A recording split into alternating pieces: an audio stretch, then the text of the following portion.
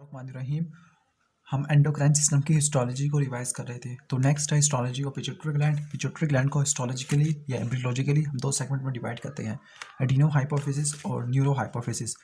जो adeno hypophysis है इसका ओरिजिन होता है ओरल एक्टोडर्म से। यहाँ पर मैंने उलट लिखा हुआ है, आप उसको कंफ्यूज न कीजिएगा।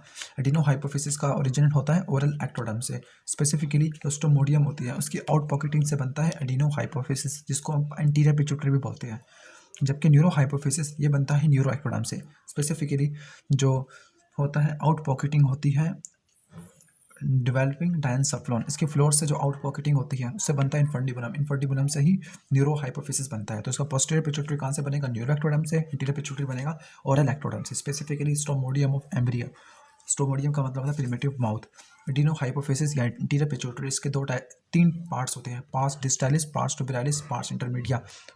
डिस्टालिस टुबेरालिस इंटरमीडिया, इसके दो पार्ट होते हैं, इन्फंडिबुलम और पार्स नर्वोसा।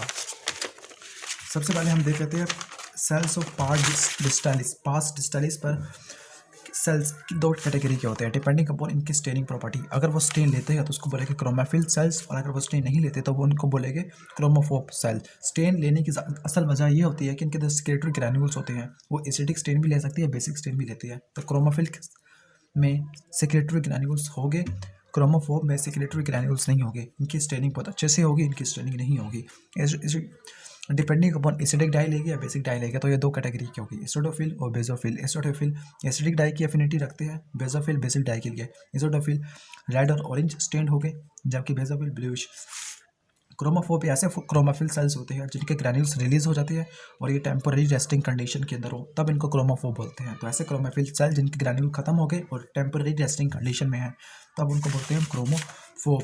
अब हम इसको कंपैरिजन देख लेते हैं फंक्शनल क्लासिफिकेशन जो होती है पार्स डिस्टालिस का। तो सोमैटोट्रॉप्स, लैक्टोट्रॉप्स, कॉर्टिकोट्रॉप्स, गोनाडोट्रॉप्स, थायरोट्रॉप्स। सबसे पहले परसेंटेज, सोमैटोट्रॉप्स की परसेंटेज सबसे ज़्यादा होती है 50%। इसके बाद लैक्टोट्रॉप्स और कॉर्टिकोट्रॉप्स आते हैं, जबकि गोनाडोट्रॉप 10%, थायरोट्रॉप्स 5% होते हैं। मतलब थायरोट्रॉप्स सबसे ज़्यादा कम होते हैं। सेल की शेप देखें तो सोमैटोट्रॉप्स की ओवल होती है, लैक्टोट्रॉप्स की और कॉर्टिकोट्रॉप्स की पॉलीगोनल, गोनाडोट्रॉप्स की भी ओवल।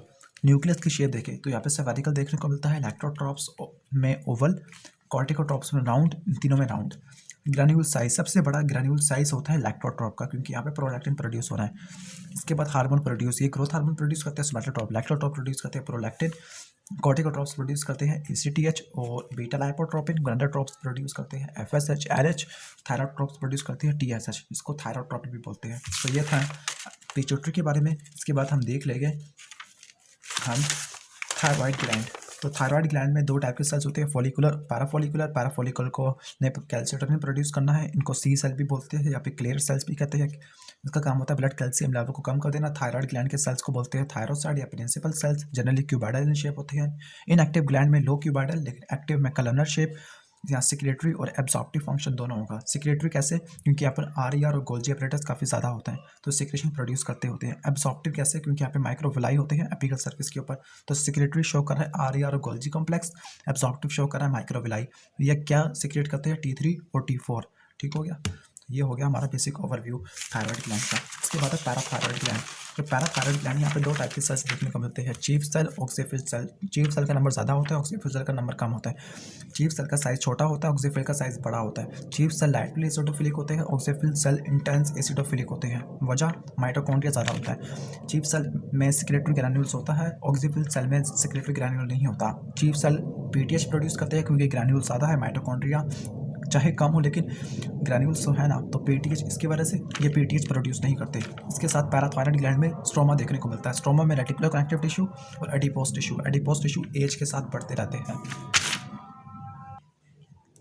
तो अब हम देख लेते हैं एड्रीनल ग्लैंड की हिस्टोलॉजी। तो एड्रीनल ग्लैंड को एड्रीनल कॉर्टेक्स में, एड्रीनल मेडुला में डिवाइड करते हैं। एड्रीनल कॉर्टेक्स मेसोटर्म से डेरिवेटिव है, जबकि adrenal medulla neural crest cells का। Adrenal cortex yellowish in colour, adrenal medulla reddish in colour होता है। Adrenal cortex outer region, adrenal medulla inner reason.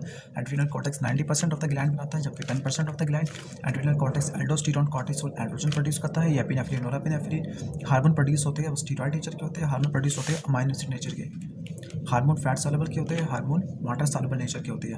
Hormone को स्टोर नहीं किया जा सकता, लेकिन यहाँ पर हार्मोन को हम स्टोर कर सकते हैं क्योंकि वो प्रोटीन नेचर की है हार्मोन।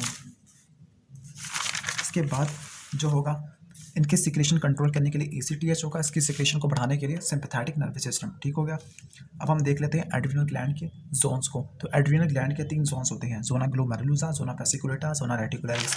तो जोना ग्लोमेरुलोसा सबसे आउटर मोस्ट होता है, zona fasciculata intermediate, zona reticularis inner most. Composition, zona glomerulosa 15% सबसे ज़्यादा होता है, जोना फेसिकुलेटा, इसके बाद आता है जोना रेटिकुलरिस। जो सेल्स होते हैं, जोना ग्लोमेरुलोसा में कलमनर या पिरामिडल शेप के होती है, जोना फेसिकुलेटा में पॉलीहेड्रल, इसमें पॉलीहेड्रल या राउंडेड। सेल के अरेंजमेंट, यहाँ पे आर्किंग कॉलम बनते हैं या फिर राउंडेड क्लस्टर्स जिसको ग्लोमेरुलस बनते हैं।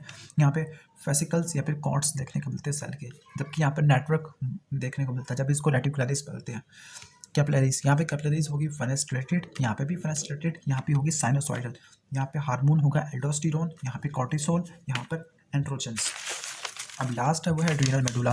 तो एड्रिनल मेडुला में जो सेल्स होते हैं उनको बोलते हैं medullary cells. Medullary cells anastomotic cords बनाते हैं, इनके शेप भी पॉलीहेड्रल होती है। इन कॉर्ड्स के दरमियान साइनोसॉइडल कैपिलरीज होती हैं। इसके साथ यहाँ पे रेटिकुलर फाइबर्स का नेटवर्क होगा।